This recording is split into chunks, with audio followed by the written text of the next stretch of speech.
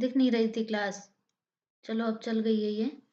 तो आप सभी लोगों का स्वागत है। और उन लोगों के लिए जो लोग चैनल पर नए हैं, a brief introduction about me. मेरा नाम प्रगति मिश्रा है। और यहाँ पर जो सीरीज चल रही है यूपी टेट की चल रही है। यूपी टेट में 2011 से लेकर के अभी तक मैं सारे पेपर आपको करवा रही हूँ। ईवीएस की मैं पूरी करवा चुकी हूँ, प्लेलिस्ट आपकी बन गई है। सीडीपी भी मैं करवा रही हूँ, हिंदी में करवाऊंगी और इंग्लिश भी। ठीक है, तो आप जरूर चैनल पर को सब्सक्राइब कर लें। वैसे मेनली आप यूपी ईवीएस और सीडीपी के लिए चैनल को सब्सक्राइब करें, बिकॉज ये मेरे मेन सब्जेक्ट्स हैं। ठीक है, बढ़ते हैं। चैनल पर नए हो सब्सक्राइब कर लेना। और टेलीग्राम को ज़रूर से सब्सक्राइब करना, जाके डिस्क्रिप्शन में लिंक दे दिया, अदरवाइज सर्च कर लेना मैनुअली जाकर टेलीग्राम पे। सीटेट की अगर प्रिपरेशन कर रहे हो तो ऑनलाइन टेस्ट सीरीज को सॉल्व कर सकते हो। डिस्क्रिप्शन में पहला लिंक दिया है परीक्षा ऐप का, वहां से डाउनलोड करोगे, टेस्ट सीरीज पे जाओगे, सीटेट पेपर 1 एंड 2 की टेस्ट सीरीज दिख जाएगी।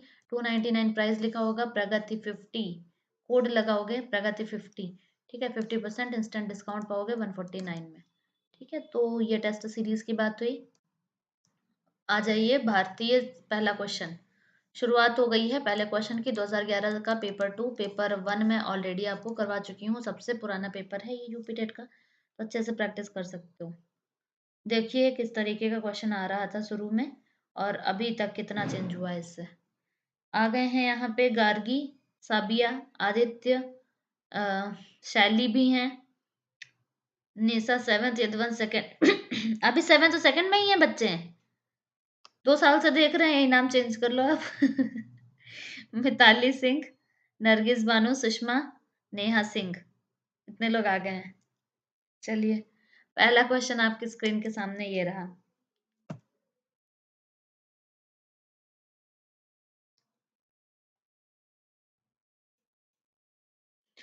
वीडियो को शेयर कर दीजिएगा अगर कोई ग्रुप वगैरह बना हो। चुन्नू कुमार, अभिषेक जायसवाल, हाय अभिषेक, देवांशी, और नेशा, नेशा, यदुवंश। तो शैली आप नाम थोड़ा सा चेंज कर लो भाई, बच्चे बड़े हो गए हैं आपके। मोहन कुमार, साबिया, आदित्य गार्गी, मिताली। मिताली रूपाली कहाँ गई, उसको बुला लो, सेंड वेंड कर दो वीडियो। चलो देखो, भारतीय संविधान के किस अनुच्छेद में 6 से 14 आयु वर्ग के बच्चों के लिए निशुल्क व अनिवार्य शिक्षा का अधिकार शामिल किया गया है? बहुत ही हलवा प्रश्न। सही जवाब देखते हैं किसने किसने दिया है। अभिषेक, चुन्नू, साबिया, गार्गी, और कौन है? अच्छा, न्यूज सेशन में चेंज कर लिया था। चलिए तब सही है। अनुच्छेद 21A। बढ़ेंगे नेक्स्ट क्वेश्चन पे। कृष्णमन ने व्यक्तित्व की को निम्न में से किस प्रमुख प्रकार में वर्गीकृत किया है? कल इस टाइप के क्वेश्चन मैंने आपको बताया था, और ये भी कहा था साथ में कि जो पर्सनालिटी है उससे आपको क्वेश्चन पूछा जाता है। आवाज आ रही है कि गई आवाज, क्या हुआ ये? आ रही है, ठीक है, आ रही है आवाज, बताइएगा। कृष्णमन ने व्यक्तित्व को निम्नलिखित में से किस प्रकार में वर्गीकृत किया है?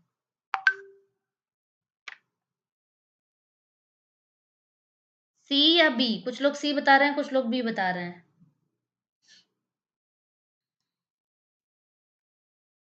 चार ऑप्शन है यहाँ पे, कृशकाय, सुडौलकाय, गोलकाय, उपरोक्त सभी। मैंने आपको बताया था। एक तो आपका क्वेश्चन ये पूछा जाता है कि अंतर्मुखी, बहिर्मुखी और उभयमुखी में किसने व्यक्तित्व का वर्गीकरण किया है? उसका सही जवाब क्या होगा उस क्वेश्चन का?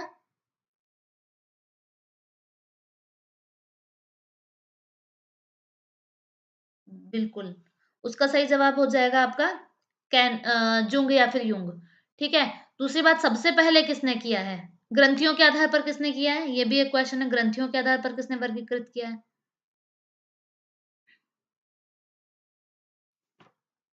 एक सेकेंड, एक मिनट रुकिएगा।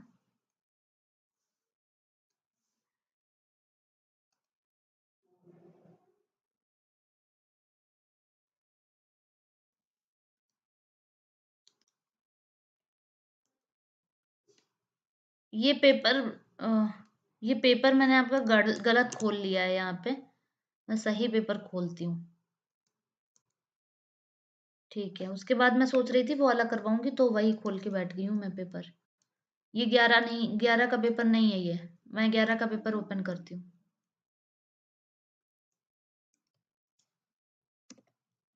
ये वो 17 का पेपर था। ठीक है, 17 का पेपर 1 हो चुका है आपका, 17 का पेपर 2, 17 का जो पेपर 2 है, वो कल करेंगे।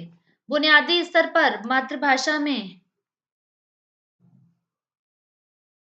बुनियादी स्तर पर मातृभाषा में शिक्षा देना बेहतर है, क्योंकि यह बच्चों के में आत्मविश्वास का विकास करेगा, दूसरा है अधिगम को सरल बनाएगा, तीसरा है बौद्धिक विकास में सहायता करेगा और चौथा है प्राकृतिक वातावरण में बच्चों को सीखने में सहायता करेगा। कौन सा सही होगा इनमें से?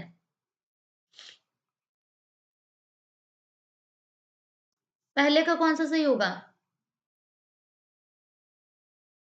यहाँ सही बता रही हैं सुषमा जी, अभिषेक, सुशील, मोहन, अंकित शर्मा, गार्गी, ठीक, और शैली। प्राकृतिक वातावरण में बच्चों को सीखने में सहायता करेगा। नेक्स्ट, श्यामपट्ट पर लिखते समय सबसे महत्वपूर्ण क्या है?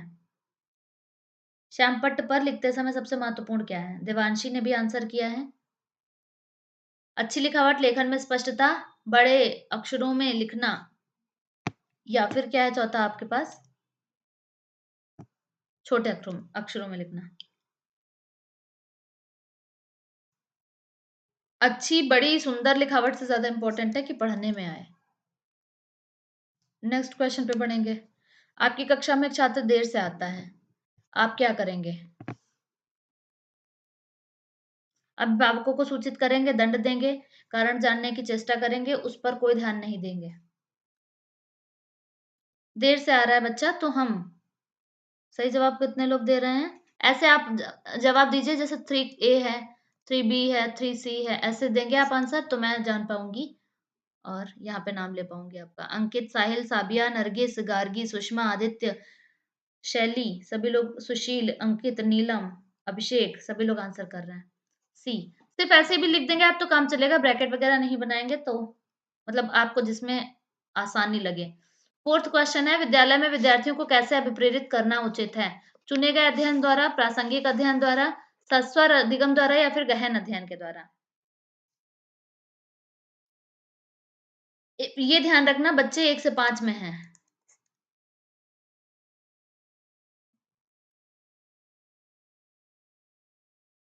साहिल, मोहन, नेहा, आदित्य, सभी, साबिया, सभी लोग आंसर कर रहे हैं। जी, बिल्कुल सही जवाब है सस्वर। बच्चों को जो है रिपीट करवाओ कोई चीज़ तेज़ तेज़ से एक्टिंग करके, तो बहुत ज़्यादा जल्दी मोटिवेटेड हो जाते हैं और इंटरेस्ट भी लेते हैं। शिक्षा का उद्देश्य क्या होना चाहिए? अब आप देख सकते हैं 2011 का जो पेपर 1 था, उससे ईज़ी है 2011 का पेपर 2। 17 का जो पेपर मैंने शुरू किया था उसको कल कंप्लीट करवाएँगे, ठीक है? कल कंप्लीट करवाएँगे, जो 17 का पेपर शुरू किया था, आप ये मत सोचिएगा कि उन क्वेश्चंस को छोड़ दिया। पेपर 1 ऑलरेडी 17 का करवा चुके हैं, पेपर 2 17 का कल करेंगे, ठीक है? इसके अलावा 13 का पेपर 1-2 हो गया, 2014 का भी पेपर 1-2 हो गया, 11 का भी आज हो जा रहा है। 19 में पेपर हुआ नहीं था, 20 में जो पेपर हुआ था, वो मैं आपको ऑलरेडी करवा चुकी हूँ। इसी प्लेलिस्ट में ऐड कर दूँगी या फिर दोबारा से करवा दूँगी, ठीक है? बचता है आपका 2012, 2012 में कोई पेपर हुआ नहीं था। 15 और 16 का करवा देंगे जल्दी ही, बस फिनिश। फिर हिंदी शुरू करेंगे। शिक्षा का उद्देश्य क्या होना चाहिए? डी, व्यवहारिक जीवन के लिए विद्यार्थियों को तैयार करना, preparing students for practical life. यहाँ पे सही बताया है किसने? तो सर,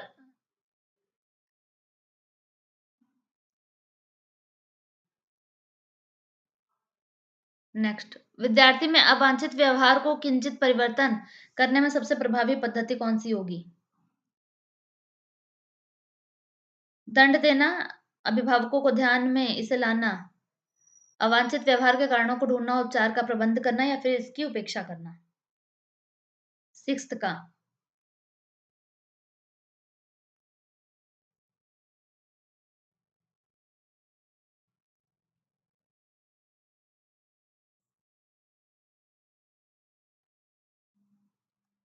अच्छा, बच्चे 1 से 5 में नहीं हैं, कोई बात नहीं। बच्चे इसमें 1 से 5 में नहीं है, फिर भी सस्वर अधिगम सही होगा। सस्वर अधिगम में कौन-कौन सी चीज़ें आ जाती हैं? अनुवाद आ जाता है, ठीक है? और जो पठन रीडिंग होती है क्लास में, ठीक है? तो वो भी आ जाते हैं। तो सही जवाब इसका सस्वर अधिगम ही होगा। मौन पठन हम लोग करना तब शुरू करते हैं जब सस्वर पठन की विद्या अच्छे से आ जाती है। ये आपने पढ़ा ही होगा डीएलएड में। इसका आंसर जान लिया? ये वाला देखते हैं। विद्यार्थी में अवांछित व्यवहार को किंचित परिवर्तन करने में सबसे प्रभावी पद्धति कौन-सी होगी? 6th का सही हो जाएगा सी। क्वेश्चन अभी हम लोग देख ही चुके थे। अवांछित व्यवहार के कारणों को ढूँढना एवं उपचार का प्रबंध करना। पिछला जो हम लोगों ने वीडियो देखा था, उसमें ये जाना था कि उपचार तब हम करते हैं जब पहले निदान हो चुका होता है, डायग्नोसिस हो गई होती है, देन हम लोग क्या करते हैं, रेमेडी करते हैं। नेक्स्ट पे बढ़ेंगे। आपको शिक्षक दिवस पर कुछ विद्यार्थियों ने एक बधाई पत्र भेजा है, आप क्या करेंगे? पहला, कुछ नहीं करेंगे, दे दिया है, बस दे दिया उन्होंने, मूक बन के रख लिया। दूसरा, उन्हें धन्यवाद देंगे। तीसरा, उन्हें पैसों की बर्बादी नहीं करने के लिए बोलेंगे। चौथा, उन्हें बदले में शुभकामनाएँ देंगे। 7th में,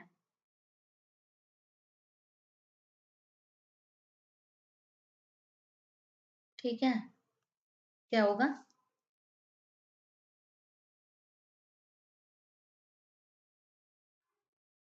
7th का D,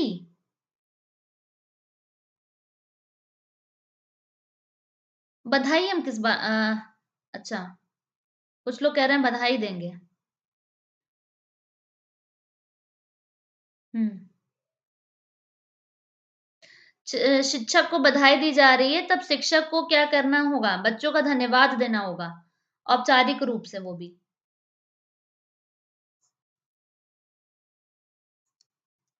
will thank them, 7th का बी होगा, ठीक है? नेक्स्ट, जब एक विद्यार्थी असफल होता है, तो समझा जाता है कि पद्धति असफल है, शिक्षक असफल है, पाठ्य पुस्तकें असफल है या फिर यह वैयक्तिक असफलता है।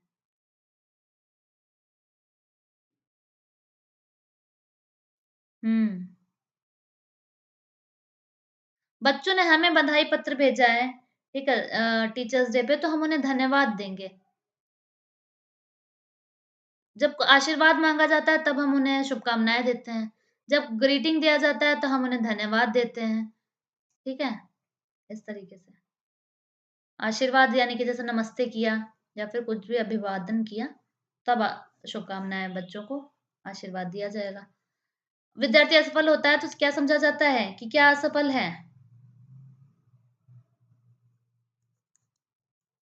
पद्धति असफल है, शिक्षक असफल है, पाठ्यपुस्तकें असफल हैं या वैयक्तिक असफलता है? एक विद्यार्थी की बात हो रही है। डी सही होगा, वैयक्तिक असफलता है। ठीक है, अगर ये टाइप का क्वेश्चन होता, हाँ, हैप्पी दिवाली होती, तो हम भी शुभकामनाएँ देते, बिल्कुल सही बात कह रही हैं शैली यहाँ पे देखो, बदले में शुभकामनाएँ हम किस फंक्शंस में देते हैं, जैसे होली है, दिवाली है, जो वो भी सेलिब्रेट करते हैं, ठीक है? अब जैसे चिल्ड्रन्स डे में हम लोग बच्चों से चिल्ड्रन्स डे कह रहे थे, तो वो सेम टू यू थोड़ा ना कह रहे थे हमसे। इन रिटर्न का मतलब है हम क्या कह देंगे? सेम टू यू, ठीक है? तो ये नहीं कर सकते हम, क्योंकि बच्चे बच्चे हैं, दे आर नॉट टीचर्स। यहाँ पे बात होती है, अगर पूछा जाता है कई विद्यार्थी असफल हो जाते हैं या फिर इस तरीके से क्वेश्चन दिया रहता है जिससे आपको पता चलता है कि ये एक सामूहिक असफलता है, तो वहां पे पद्धति फेल होती। सीटेट में इस टाइप के बहुत क्वेश्चन आते हैं, लेकिन बात तो हो रही है, मेंशन किया एक बच्चा फेल हो रहा है, तो ये वैयक्तिक असफलता है, पर्सनल फेलियर है। नेक्स्ट, किसी विद्यार्थी की सबसे महत्वपूर्ण विशेषता क्या है?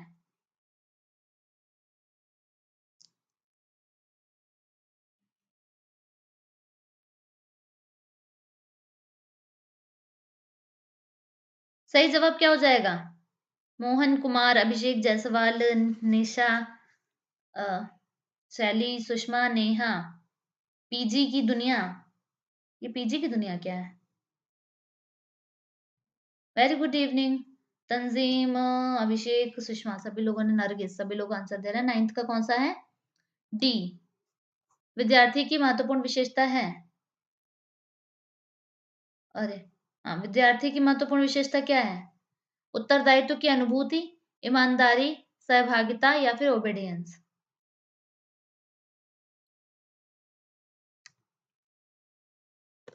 हम्म। पार्टिसिपेशन, नाइन्थ का D, D D D C, C, D नहीं होगा यहाँ पे, सी होगा। ठीक, सहभागिता, पार्टिसिपेट करेंगे जितना ज्यादा एक्टिव रहेंगे चीजों में, वो सही जवाब होगा। एक दो लोगों ने डी बता दिया मेरा देखने के बाद। आप किसी कक्षा में पाठ पढ़ाते हैं और एक विद्यार्थी विषय से असंबद्ध एक प्रश्न पूछता है, आप क्या करेंगे? हाय प्रियांजलि, कैसी हो? हाँ, जूम मीटिंग में आई थी तो। उसे असंबद्ध प्रश्न पूछने की अनुमति देंगे, उसे असंबद्ध प्रश्न पूछने की अनुमति नहीं देंगे, उसे गैर अनुशासित समझकर दंडित करेंगे, या कक्षा के बाद प्रश्नों का उत्तर देंगे। कौन सा होगा 10th का?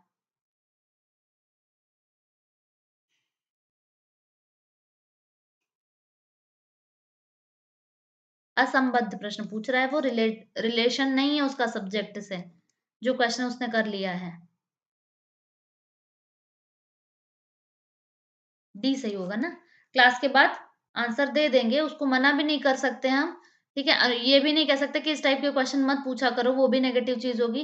गैर अनुशासित समझ के दंडित भी नहीं कर सकते, लेकिन हाँ, क्लास के बाद अलग से इंडिविजुअली उसको आंसर दे सकते हैं, ठीक है? नेक्स्ट, एक प्रसामान्य 12 वर्ष की आयु के बच्चे में सबसे अधिक होना संभव है।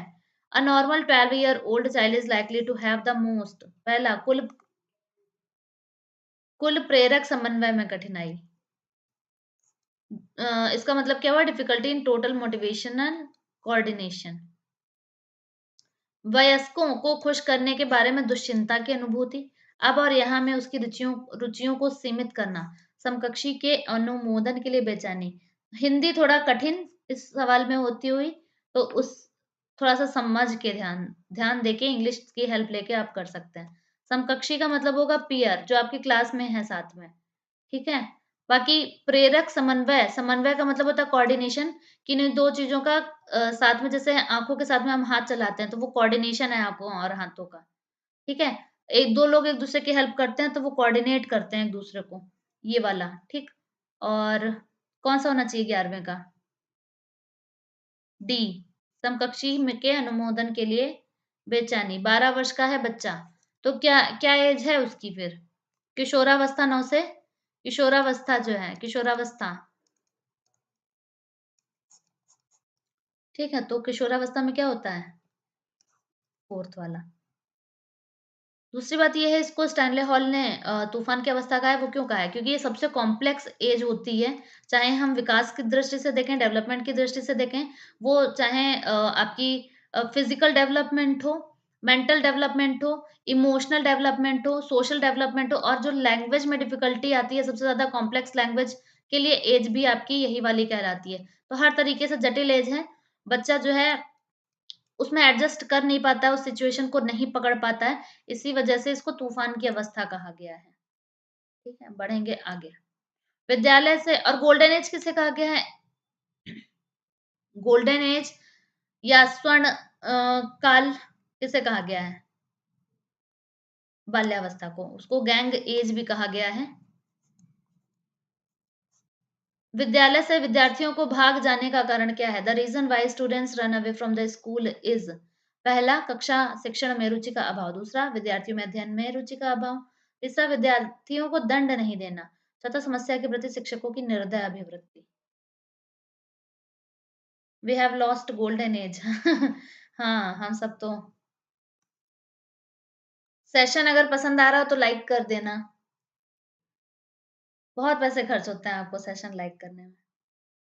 हेलो केतन, कैसे हो? आ गए इतने दिनों के बाद।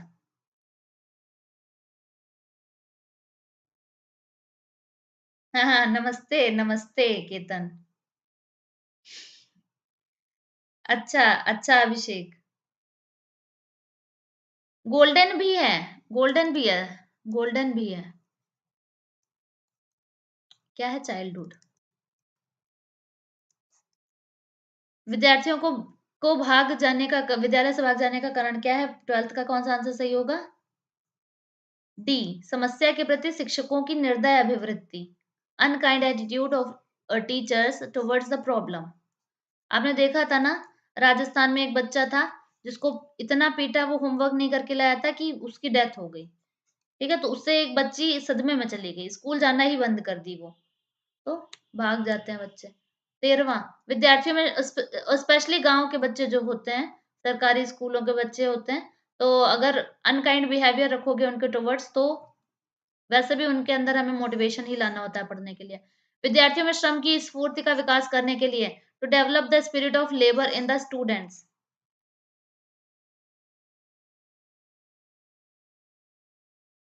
हाँ, प्यार से पढ़ाने पर भी कुछ बच्चे एब्सेंट करते हैं। हाँ, वो बच्चे तो होते ही हैं, शैतान टाइप के। और केतन, कहाँ गया तुम्हारा दोस्त? ट्वेल्व का ए नहीं है, 12 का डी है। रुचि का अभाव है तो भाई रुचि तुम लगाओ। टीचर रुचि जो है इंटरेस्ट वाली चीजें करवाए। ये थोड़ा ना बात हुई कि विद्यार्थियों के भाग जाने का कारण रुचि का अभाव। ठीक से पढ़ाओगे तो क्यों भागेगा? बच्चों को दोष नहीं दे सकते स्कूल से भागने के लिए। आप सारे आंसर आज ऐसे ही दे रहे हो तंजीम। शिक्षक अपने ही श्रम में देखो ये वाला क्वेश्चन 13वां विद्यार्थियों में श्रम की स्फूर्ति का विकास करने के लिए पहला शिक्षक अपने ही श्रम में प्रवृत्ति दिखाएगा। दूसरा शिक्षक श्रम के महत्व पर व्याख्यान करेगा।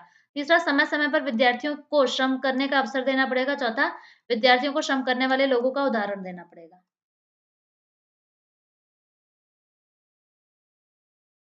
हेलो सौम्या तिवारी, कैसी हो सौम्या? हाय आयुषी, लेट कर दी तुम। गार्गी नरगिस, अब आंसर सब लोग ऐसे करिएगा तो मैं देखूंगी कौन कौन से सही आंसर दे रहे हो आप लोग। इस श्रम की स्फूर्ति का विकास ये करेगा कि समय समय पर विद्यार्थियों को श्रम करने का अवसर दो, उनको एकदम लद्दड़ ना बना दो। Students will have to be given opportunity to work from time to time. Next question पे बढ़ेंगे। क्वेश्चन नंबर 14 बाल विकास की परिभाषा का अध्ययन क्षेत्र है जो the study area of definition of child development is पहला मानवीय सामर्थ्यों में परिवर्तन का परीक्षण करता है। सामर्थ्यों ऐसे लिखा जाएगा। नेक्स्ट जीवन अवधि के दौरान व्यवहार की व्याख्या ढूंढेगा। तीसरा बच्चों की वयस्क तथा वरिष्ठ नागरिकों के साथ तुलना करेगा। चौथा किसी बच्चे के संज्ञानात्मक सामाजिक तथा दूसरे सामों के क्रमिक विकास के लिए उत्तरदायी होगा। Be responsible for gradual development of a child's cognitive social and other abilities. क्या सही हो जाएगा यहाँ पे?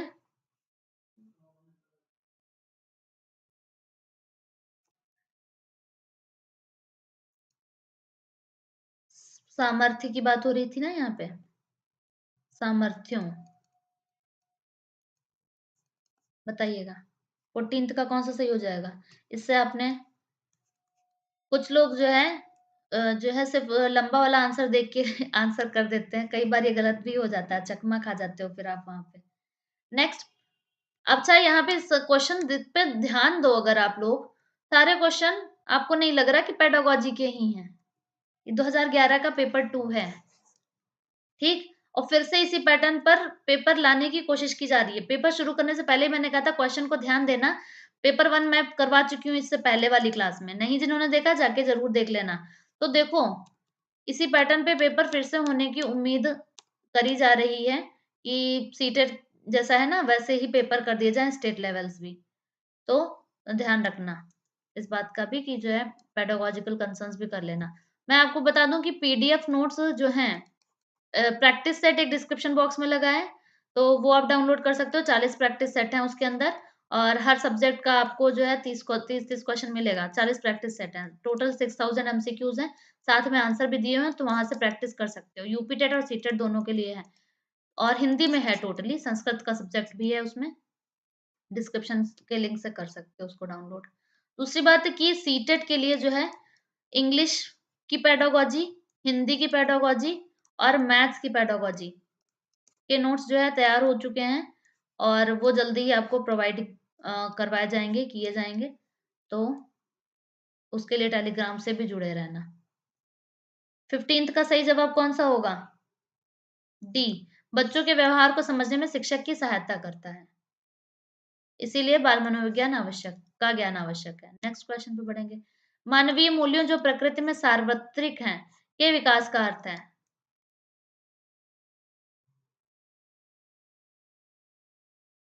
हाँ, संस्कृत है, उसमें संस्कृत है, बाल विकास है, अ, हिंदी है, ईवीएस है, मैथ्स है। जो प्रैक्टिस सेट की बात मैं कर रही हूँ, डिस्क्रिप्शन में लिंक दिया है सेकंड नंबर पे। पहला लिंक परीक्षा ऐप का, सेकंड लिंक जो है वो है उसका प्रैक्टिस सेट का। सीटेट और यूपीटेट दोनों के लिए है प्रैक्टिस सेट। हर तरीके के क्वेश्चन उसमें आपके आ जाते हैं। कोई भी चैप्टर ऐसा नहीं होगा कि उसके क्वेश्चंस वहां पे ना हो। 16वां का सही हो जाएगा क्या? अडॉप्शन, अंगीकरण। मानवीय मूल्यों जो प्रकृति में सार्वत्रिक हैं के विकास का अर्थ क्या है? अंगीकरण। अंगीकरण का मतलब क्या होता है, कोई बता सकता है? अंगीकरण का मतलब होता है कि आपने चीजों को समावेशित कर लिया अपने अंदर। ठीक है, आंतरिकीकरण कर लिया चीजों का। आंतरिकीकरण कर लिया। आंतर आंतरिकीकरण समझते हो ना आप, कि उसको उतार लिया अपने जीवन में। बढ़ेंगे। अपने विद्यार्थियों को समझने के लिए एक शिक्षक में अच्छी जानकारी होनी चाहिए। पहला, बाल मनोविज्ञान की। दूसरा, बच्चों को समझने की प्रवृत्ति की। तीसरा, विषय वस्तु के प्रति विद्यार्थियों के मत की। चौथा, उपरोक्त सभी की। अच्छी जानकारी किसकी होनी चाहिए शिक्षक को? चारों की होनी चाहिए। नेक्स्ट क्वेश्चन पे बढ़ेंगे। निम्नलिखित में से किस स्तर में बच्चे अपने समकक्षी वर्ग के सक्रिय सदस्य बन जाते हैं? बहुत ही अच्छा क्वेश्चन है। इस टाइप के क्वेश्चन बहुत पूछे जाते हैं। 16 ए एंड बी दोनों सेम है।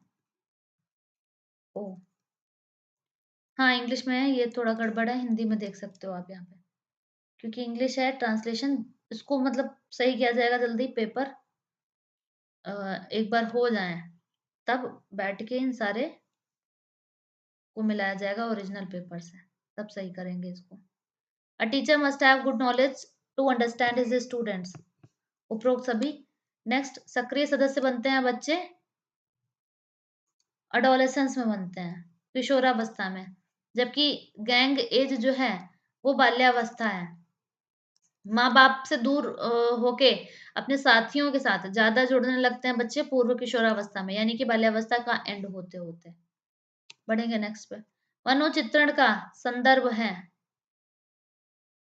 सबसे ज्यादा बच्चे इगोसेंट्रिक होते हैं, यानी आत्मकेंद्रित होते हैं। इगोसेंट्रिक होते हैं किसमें? शैशवावस्था में होते हैं। एक तो सबसे ज्यादा शैशवावस्था में होते हैं, फिर किशोरावस्था में भी हो जाते हैं। माता पिता से जुड़ाव थोड़ा दूर महसूस करने लगते हैं, और साथियों चेले चंपट के बीच ज्यादा रहने लगते हैं। नेक्स्ट, मनोचित्रण के संदर्भ है। The reference of mapping is. यहाँ पे नेहा ने आंसर किया, शैली, आदित्य, अंकित। अंकित मानवाल, मैं ठीक हूँ। विशाल, मयंक, विजेता, उदिता, नेहा, मयंक, गार्गी, सुशील, सुषमा, मोहन, विशाल, साबिया, उदिता। नफीसा कहाँ चली गई? मनोचित्रण का संबंध क्या है? मन का चित्र खींचना, मन के प्रकार का अन्वेषण, यही दो सोच सकते हो आप, है ना। आर्थ ग्राह्यता को बढ़ाने की तकनीक नहीं, जोखिम भरे कार्य के लिए कर्म योजना नहीं, मन का चित्र खींचना गलत। मन के प्रकार का अन्वेषण, exploration of the workings of the mind. Explore कर रहे हैं कि माइंड वर्क कैसे कर रहा है, इस फंक्शन कैसे कर रहा है माइंड, इसको एक्सप्लोर कर रहे हैं, उसके बारे में अन्वेषण कर रहे हैं। ठीक है, नेक्स्ट, मनोचित्रण कहलाएगा ये। प्रतिभाशाली होने का संकेत निम्न में से क्या नहीं है? विचारों में सृजनात्मकता, दूसरों के साथ लड़ाई करना, व्यक्तित्व में अनूठापन, या फिर कौतूहल।